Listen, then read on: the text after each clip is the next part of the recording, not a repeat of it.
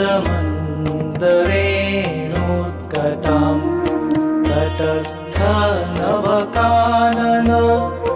प्रकटमोदपुष्पाम्बुना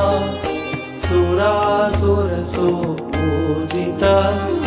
स्मरपितुः श्रियं बिभ्रतिं